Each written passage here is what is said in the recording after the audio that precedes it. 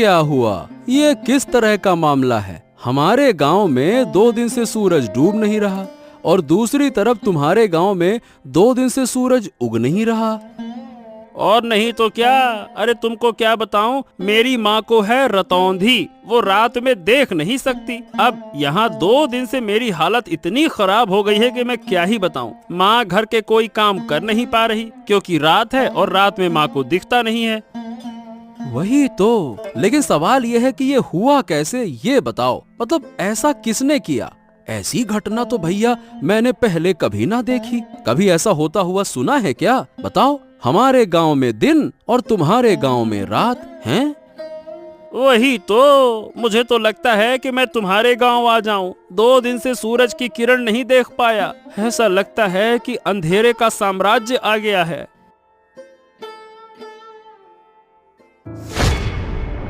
अरे अरे अरे अरे, ये क्या हुआ? ए भैया, तू ऐसे गिर काहे पड़ा? हरेंद्र, क्या हो गया तुझको? अरे मतलब क्या हो गया, मुझे खुद समझ नहीं आ रहा। मैंने तुम्हारे गांव में आने के लिए जैसे ही कदम बढ़ाया और झटका लगा। बाप रे, मैं तो तुम्हारे गांव में प्रवेश ही नहीं कर पा रहा हूँ। ऐसा लग रहा है कि जैसे बीच में कोई दीवार खड़ी हो। क्या बात कर रहा है? तो क्या हम एक गांव के लोग दूसरे गांव में नहीं जा सकते क्या? वही तो भैया, लग तो ऐसा ही रहा है। लगता है कि इन दोनों गांव के बीच में कोई अदृश्य कांच की दीवार खड़ी हो गई है। अरे अब क्या करूं, मुझे तो समझ नहीं आ रहा। चल, फिलहाल के लिए तू घर जा, अब देखते हैं क्या किया जा सकता है। कोई उपाय मिल जाए तो मुझे भी बता देना। दोनों गांव में अचानक अजीब घटना हुई। एक गांव में लगातार 2 दिन तक दिन और दूसरे गांव में लगातार 2 दिन तक रात। ऐसी समस्या पहले कभी नहीं देखी गई थी। ओ माँ माँ, अब अच्छा नहीं लग रहा। रात क्यों नहीं हो रही है? इतना लंबा दिन मैंने कभी नहीं देखा। मैं सो भी नहीं पा रहा हूँ, मुझे नींद भी नहीं आ रही। सो नहीं पा रहे हो? क्या हुआ? जाकर सो जाओ। सोने में क्या परेशानी है? मैं क्या सो नहीं रही? वाह, रात के बिना सोने का क्या मजा होता है। रात के बिना सोने से लगता है कि जैसे दिन में सो रहा हूँ। इतना उजाला सहन नहीं हो रहा। ऐसा क्यों हो रहा है माँ? क्यों क्यों माँ? क्या पता किसकी नजर पड़ गई हमारे गांव पर। शायद कोई शाप लग गया है। सुना है हमारे पास वाले गांव में तो 2 दिन से रात हो रही है। 2 दिन से रात हो रही है और रात हो ही नहीं रही है। ये तो बहुत बेकार है। मैं दिन में यहाँ रहूंगा और रात को जाकर उस गांव में सो जाऊंगा। मुझे नहीं रहना दिन में। हाँ, ये हुआ। तुम कैसे सोओगे वो मुझे नहीं पता। 2 गांव के बीच एक अदृश्य दीवार बनी हुई है। वो दीवार पार करके इस गांव के लोग दूसरे गांव में या दूसरे गांव के लोग हमारे गांव में नहीं जा पा रहे। तो क्या होगा माँ? क्या हमारे गांव में कभी रात नहीं आएगी? हमारा गांव ऐसा क्यों हो गया? अगर रात नहीं होगी तो सूरज की गर्मी में हमारा पूरा गांव जलकर खाक हो जाएगा माँ। क्या पता बेटा, हमारे भाग्य में क्या है, लेकिन ऊपर वाला जो करेगा वो हमारे भले के लिए ही करेगा। हाँ, मुझे ये सब कुछ अच्छा नहीं लग रहा माँ। मैं सो नहीं पा रहा हूँ। मेरा सर दुख रहा है। 2 दिन से मेरा सर घूम रहा है। शरीर भी लगता है कि जैसे बीमार हो गया है। मैं क्या करूँ माँ? ओहो, तुम यहाँ से जाओ और अब परेशान मत करो। वैसे भी मैं खुद तकलीफ से जूझ रही हूँ। दूसरी तरफ तुम मुझे बार बार परेशान कर रहे हो।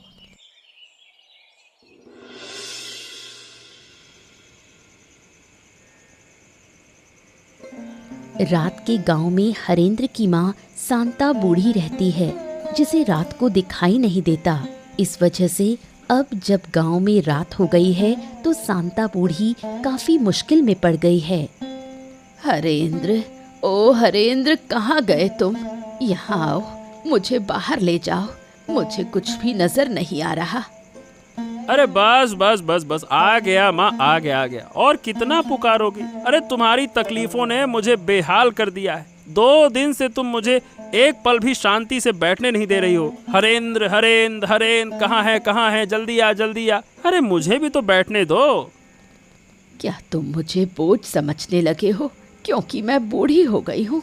जब मैं स्वस्थ थी तब तुमने मुझे पाल पोस कर बड़ा किया, अब तुम मुझे बोझ समझने लगे। हो, यही तो तुम्हारा तरीका है। दिन रात बस एक ही बात बोलती रहती हो, बोझ हो गई हूँ, बोझ हो गई हूँ। अरे तुम देख नहीं सकती हो तो चुपचाप बैठो तो सही। तुमको बैठना है नहीं, इधर उधर भटकना है। हाँ, अब ये बताओ तुम्हें बाहर जाने की क्या जरूरत है? देखो तो सही, पूरा गांव किसी न किसी समस्या में घिरा हुआ है और तुमको बाहर जाना है। क्या तुम्हें अकेले को समस्या है, गांव के और लोग नहीं? तुम्हें क्यों इतनी तकलीफ हो रही है? ऐसा है अम्मा कि मेरी तरह किसी के पास ये रतौंधी वाली माँ नहीं है जिसे लेकर वो परेशान हो। नहीं तो कोई काम तुम्हारे लिए अब नहीं है। घर के सारे काम मुझे करने पड़ते हैं और तुम्हारी देखभाल भी तो मुझे ही करनी पड़ती है।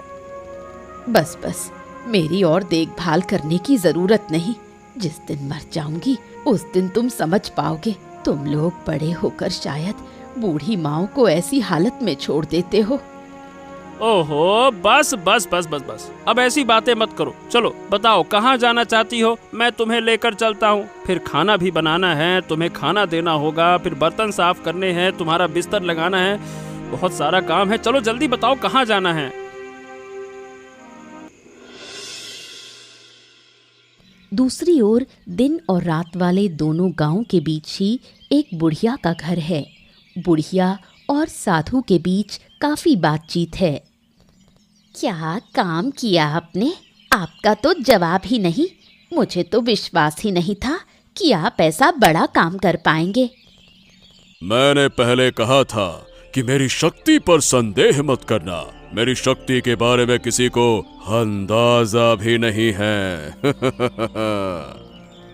पहले जितना संदेह था अब वो भी खत्म। एक गांव में लगातार दिन और दूसरे गांव में लगातार रात कर देना, बड़े बड़े साधु भी ऐसा नहीं कर पाते। तो बताइए, क्या आप खुश हैं? अगर खुश हैं तो अब मेरी फीस मुझे दे दीजिए। मैंने यूं ही रिस्क लेकर ये बड़ा काम नहीं किया। अरे, आपके पैसों को लेकर मैं भाग थोड़ी ना जाऊंगी। मुझे तो बहुत मजा आ रहा है। दोनों गांव के लोग कैसे बेहाल हो गए हैं। मैं आपको जरूर पैसे दूंगी, साथ में इनाम भी दूंगी। आपने मुझे खुश कर दिया। फिर और क्या कहना है? किस्मत अच्छी रही कि आप मिली, तभी तो मुझे ऐसा काम करने का अवसर मिला, वरना यूं ही किसी काम से लाभ नहीं होता। ये सब मैंने सोचा था। मैं चाहती थी इन दोनों गांव को सबक सिखाऊं। अब आपके जरिए मैंने अच्छे से सबक सिखा दिया। अब देखिए धीरे धीरे क्या होगा। दोनों गांव तबाह हो जाएंगे। दिन के बिना रात नहीं बन सकती।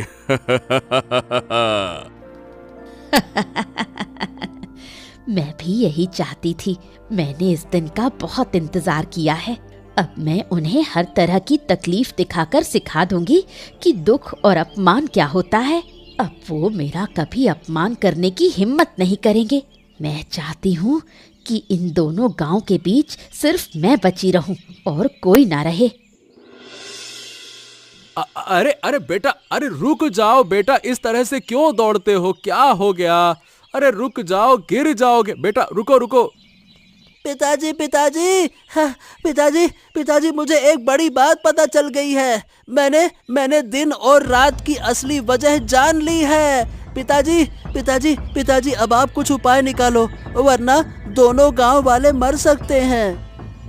अरे बेटा शांत हो जा। हाँ, अब ये बता क्या हुआ, कैसे जाना तुमने, बता मुझे।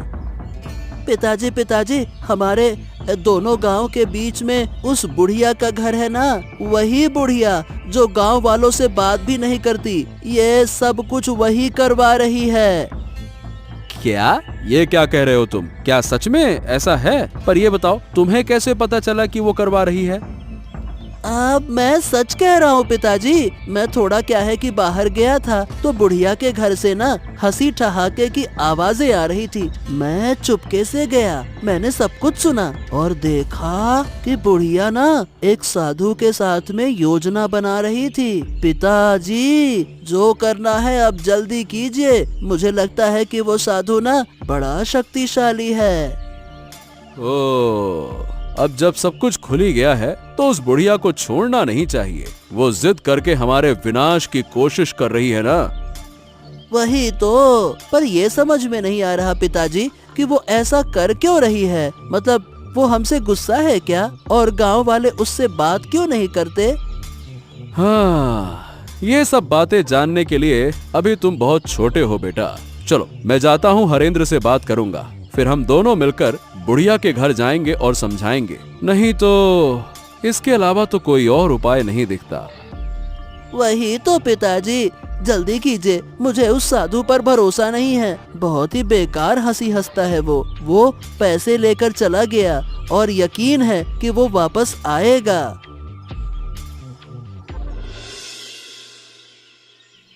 कैलाश और हरेंद्र जब बुढ़िया से सच्चाई पूछते हैं तो बुढ़िया सीधे इनकार कर देती है। वो किसी भी तरह ये मानने को तैयार नहीं कि उसका इसमें किसी भी तरह का रोल है।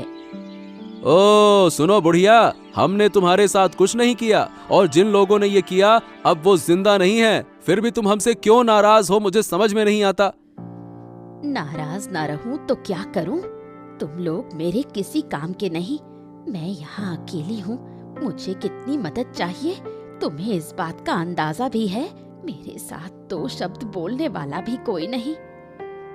ऐसा है कि लोग तुमसे बात इसलिए नहीं करते क्योंकि तुम गुस्सैल हो, तुम्हें गुस्सा बहुत आता है। गांव वाले तुमसे डरते हैं, इसीलिए कोई तुम्हारे पास नहीं आता। पर इसका मतलब ये नहीं है कि तुम हमारे गांव को नुकसान पहुंचाओ।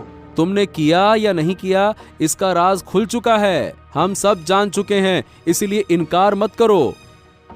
तुम लोग मेरा बार बार अपमान करते हो, मुझे बदनाम करते हो। इसका अंजाम अच्छा नहीं होगा।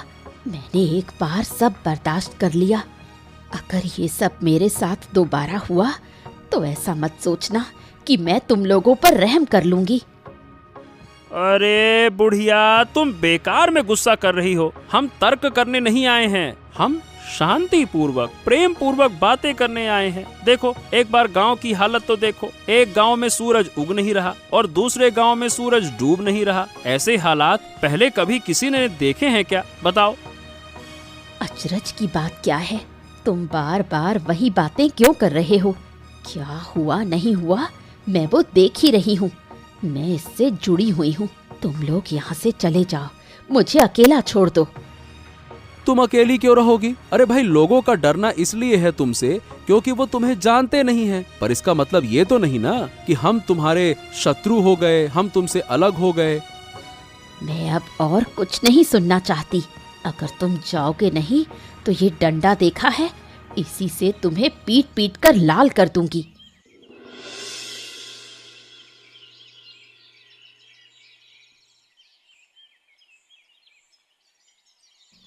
क्या तुम सच में उस बूढ़ी के पास गए थे? रिशान ने मुझे बताया। कुछ फायदा हुआ क्या? हाँ, जितना समझ में आया उससे ये पता चला कि आराध्या, वो जो बुढ़िया है ना, वो दोनों गांव पर बहुत गुस्सा है। इसीलिए बूढ़ी ने किसी साधु की मदद से हमारे इन दोनों गांव के साथ में ऐसा किया। तो क्या इन दोनों गांव को फिर पहले जैसा करना संभव नहीं? ऐसा लगता तो नहीं है। मैंने और हरेंद्र ने मिलकर बूढ़ी को वैसे तो बहुत समझाने की कोशिश की, पर सही बताऊं बूढ़ी सुनना ही नहीं चाहती है। वो किसी भी तरह से हमारी बात समझना ही नहीं चाहती है। सच में मुझे तो डर लग रहा है। अगर ऐसे ही चलता रहा तो गांव में कोई नहीं बचेगा। धीरे धीरे सब कुछ नष्ट हो जाएगा। तुम सब लोग चिंता मत करो, देखना मैं सब ठीक कर दूंगा। वाह वाह वाह वाह वाह, सुन रही हो इसकी बातें? हम यहाँ इसके पिताजी कुछ कर नहीं पा रहे, उन्होंने हमें लाठी से खदेड़ दिया, अब ये जाकर ठीक करेंगे। क्यों महाशय? तुमने भी ना इस लड़के की बात मान ली है। इसे इन चीजों की क्या समझ? उसने जो कहा वही बहुत है। अरे माँ, मैं यूं ही नहीं कह रहा, मैं सच कह रहा हूँ। मैं सब कुछ ठीक कर दूंगा, तुम लोग देख लेना। उस साधु को मैं जानता हूँ, अगर मैं उसे एक बार पकड़ लूंगा तो उसे नष्ट कर दूंगा। बहुत मारूंगा मैं उसे ऐसे गुच्छे बना के। अच्छा अच्छा अच्छा अच्छा, समझ गया। लेकिन हाँ, फिर कोई शरारत करने से पहले जरा सोच समझ कर। वैसे भी हमारी मुश्किलों का अंत नहीं है। अब आगे क्या होगा समझ नहीं आता। कहीं तुम्हारी हरकतों से वो बुढ़िया और गुस्सा ना हो जाए। नहीं पिताजी, मैं शरारत परारत नहीं करता। अब मैं बड़ा हो गया हूँ। पर हाँ, आप चिंता मत कीजिए, अब आगे जो होगा अच्छा ही होगा, देख लेना। अब बहुत बातें हो गई, तुम दोनों जाओ और हाथ मुंह धोकर आओ, मैं खाना देती हूँ।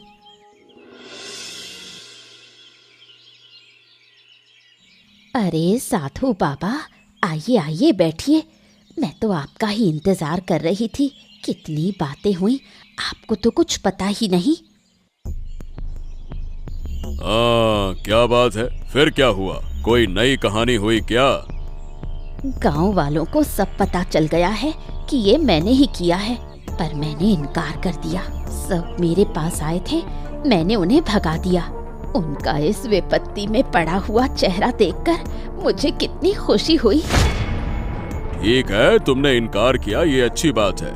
लेकिन पर जब लोग शक करते हैं तो बिना कुछ जाने, बिना किसी वजह के शक नहीं करते। कुल मिला के बात यह है कि किसी तरह से कोई हमारी बातें सुनकर गया है। कौन सुनेगा? मेरे घर के आसपास कोई नहीं आना चाहता। वो मुझे डायन कहते हैं, बोलते हैं मैं काला जादू करती हूँ। धीरे धीरे तुम्हारे मन का सारा दुख दर्द मिट जाएगा, है ना? अरे ये मेरा कमंडल कहाँ गया? अभी तो यहीं रखा था। ओहो, मेरे कमंडल में विशेष जल है, कहाँ चला गया? अरे कहाँ गया? मुझे ढूंढना होगा। अरे ए लड़के, मेरा कमंडल दे दे। मैं कह रहा हूँ मेरा कमंडल दे दे। तेरी इतनी हिम्मत कि मेरा कमंडल तू चुराए? मैं तुझे छोड़ूंगा नहीं। उसे पकड़ो, उसे रोक लो, वरना बड़ा नुकसान होगा। हमने जो झूठ बोला है वो पकड़ में आ जाएगा। उसे पकड़ना ही होगा। मेरा कमंडल उसके पास है और उस कमंडल में विशेष जल है। उसी जल से मैं फिर से इस गांव का रात और दूसरे गांव का दिन दूर कर दूंगा। चिंता मत करो। अब क्या होगा? सब कुछ तो फिर से पहले जैसा हो गया। उस बच्चे से कमंडल ले आऊंगा और फिर इन गांवों का दिन रात बदल दूंगा। तुम चिंता मत करो।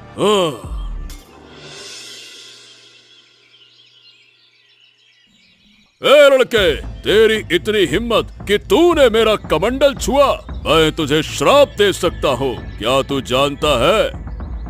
मुझे किसी चीज का डर नहीं है। मैंने इन दोनों गांवों को फिर से पहले जैसा कर दिया है। इन दोनों गांवों की दुख चिंता दूर कर दी है मैंने।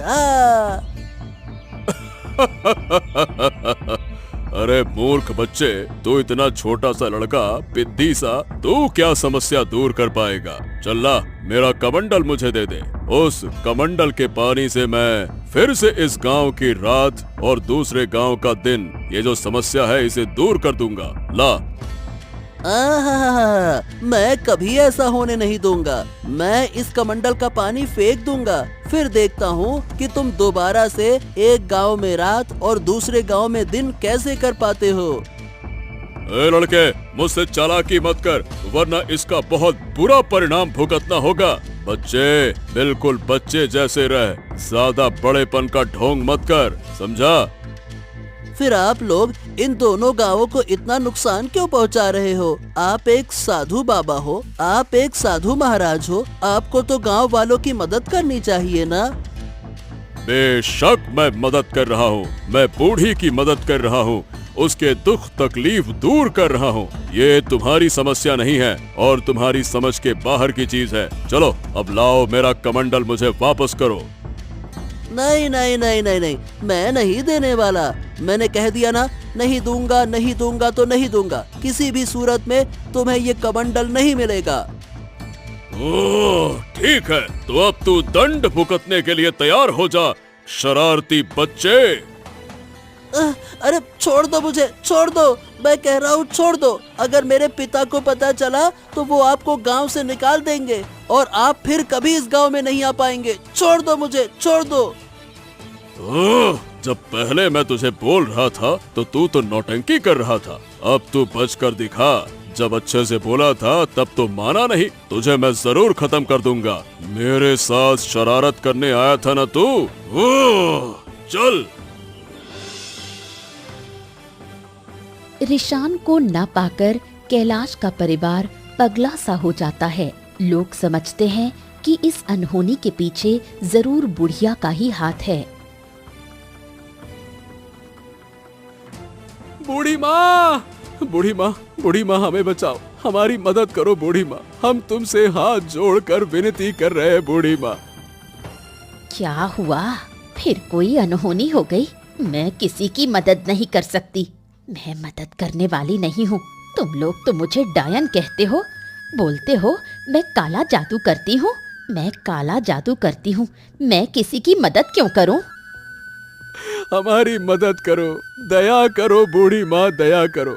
हमें अपना बेटा नहीं मिल रहा, कहाँ गया हम कुछ नहीं जानते।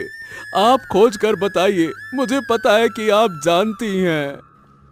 अब बहुत दुख हुआ ना, पर उस दिन जब मैंने गांव वालों के पास जाकर अपने बच्चे के लिए मदद मांगी थी तो तुम लोग कहाँ थे? तब तुमने मेरी मदद नहीं की। क्यों? मैं गरीब हूँ इसलिए? क्या आप ऐसा क्यों कह रही हैं? मैं सही कह रही हूँ, मेरा बच्चा बीमार था। मैंने सबके पास मदद मांगी, किसी ने मेरी मदद नहीं की। सबने मुझे अपमान करके भगा दिया। आखिर मेरा बच्चा मर गया। क्या मैंने कम दुख पाया? अब वो तो हमें कुछ भी नहीं पता था।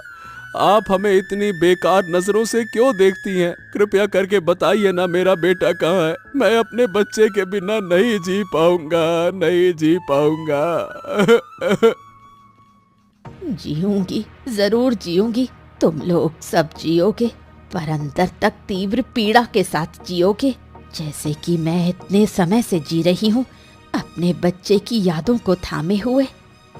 अरे कैसी इंसान है आप? एक छोटा बच्चा मेरा नहीं मिल रहा, कोई अनहोनी हो गई तो क्या आप थोड़ी सहानुभूति नहीं दिखा सकती? हर समय दुश्मनी दुश्मनी दुश्मनी, क्यों क्यों? उन बातों की मुझे परवाह नहीं। जो तुम्हारे भाग्य में लिखा है वही होगा। मैं किसी की मदद नहीं कर सकती, बिल्कुल नहीं कर सकती। तुम लोग यहाँ से चले जाओ।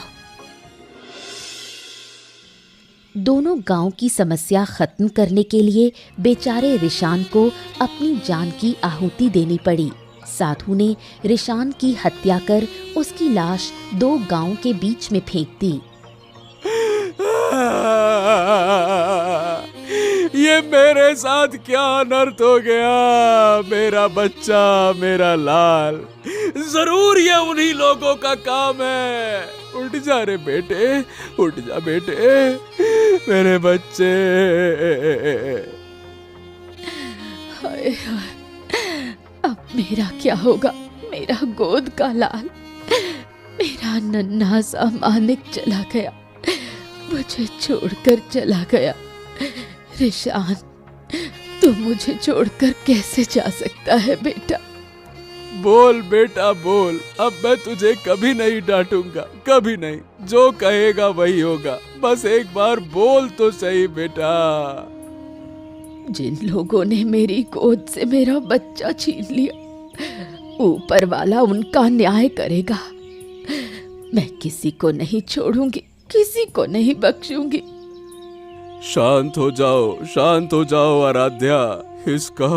इसका बदला मैं जरूर लूंगा। मैं किसी को छोड़ूंगा नहीं। मेरे छोटे से बच्चे पर जरा सा भी तरस नहीं आया उन्हें। उसने ऐसा क्या किया था जो उसे इतनी बड़ी सजा मिली? मैं छोड़ूंगा नहीं। वो तो छोटा था, उसे क्या पता इन सब बातों का। उन्होंने ये सब कैसे कर दिया? एक छोटे से बच्चे को मार दिया। उनका दिल जरा भी नहीं कांपा। क्या वो लोग इंसान हैं? मैं अपने बेटे के शरीर को छूकर कसम खाता हूँ कि जिन्होंने ये किया उन्हें मैं किसी हालत में माफ नहीं करूंगा। उन्हें सजा जरूर मिलेगी। बस भाई, बस बस बस, चलो उठो, अब हमें आगे का इंतजाम करना होगा। चलो रिशान को, बच्चे को लेकर चलो, चलो।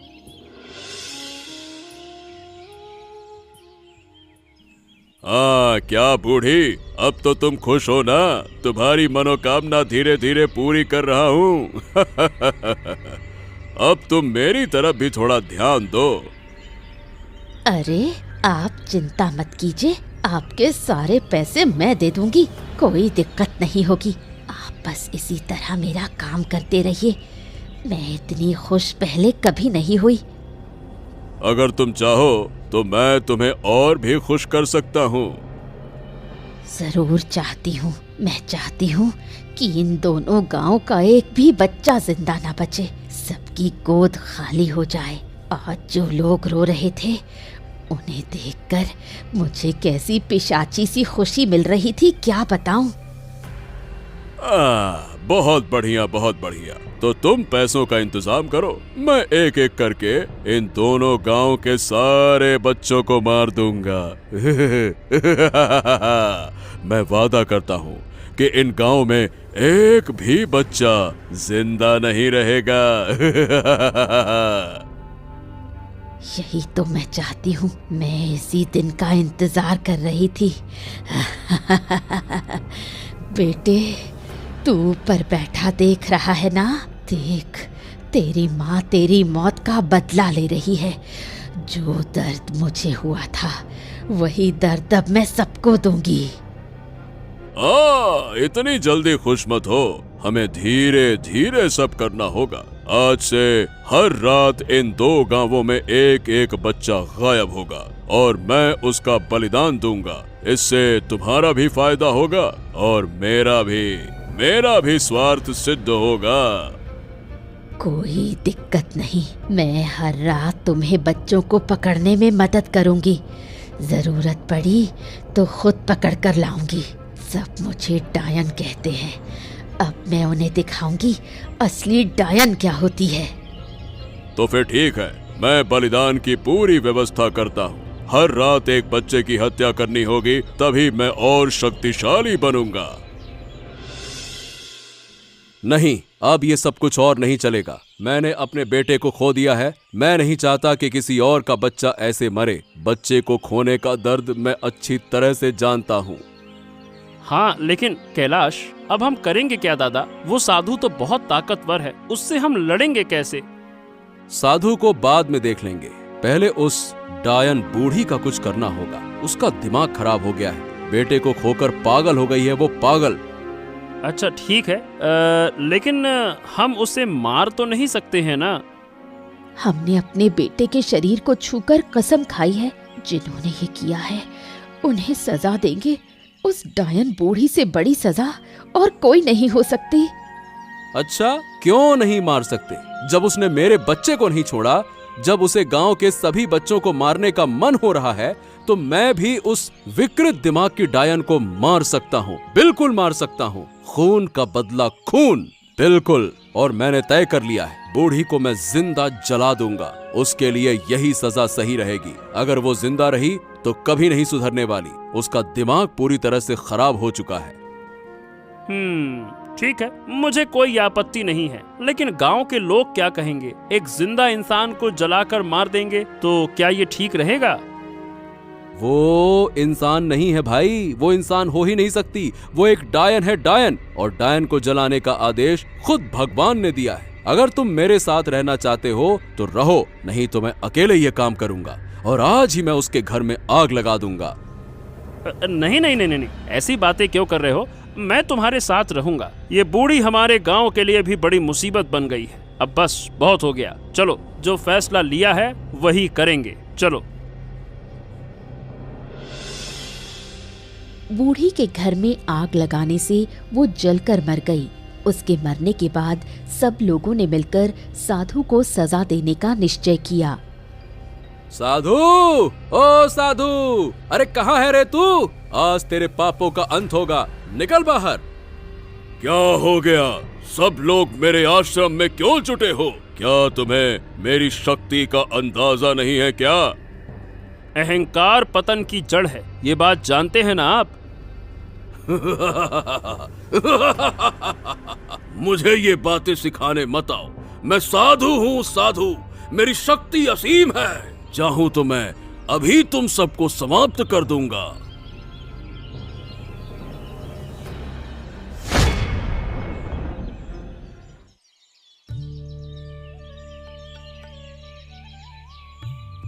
हाँ, आखिरकार हमारे गांव से बुरी नजर हट गई। अब हमारे गांव पर फिर कोई विपत्ति नहीं आएगी। अगर फिर कभी कुछ हुआ तो हम सब मिलकर उसका सामना करेंगे। हाँ, गांव तो आखिरकार ठीक हो गया, लेकिन मैंने अपना बेटा खो दिया। मेरा बेटा अपनी जान देकर इस गांव को मुक्ति दिलाकर चला गया। चिंता मत करो कैलाश, जब तक इस गांव के लोग जिएंगे तुम्हारे बेटे को सब याद रखेंगे, सब तुम्हारे बेटे का सम्मान करेंगे। पीढ़ी दर पीढ़ी तुम्हारा बेटा हमारे इन दोनों गांव के बीच जिंदा रहेगा। ऐसा ही हो बूढ़ी माँ, ऐसा ही हो। लेकिन अब से हमें ये भी ध्यान रखना होगा कि बूढ़ी के बेटे जैसा कोई और बच्चा किसी बीमारी में आकर मदद ना पाकर मर ना जाए, वरना हर घर में ऐसी डायनें पैदा हो जाएंगी। बिल्कुल सही कह रही हो आराध्या, हम सब एक दूसरे का ध्यान रखेंगे। ये दोनों गांव अब से अलग नहीं रहेंगे, बल्कि हमेशा एक दूसरे की मदद करेंगे। ऐसा ही हो, और मैं अनुरोध करूंगी कि मेरे बेटे के लिए सब लोग प्रार्थना करें। सब मेरे बेटे को याद रखें, सुख शांति से रहें। ऐसे ही मजेदार मजेदार किस्से देखने के लिए हमारे चैनल को सब्सक्राइब करना ना भूलें।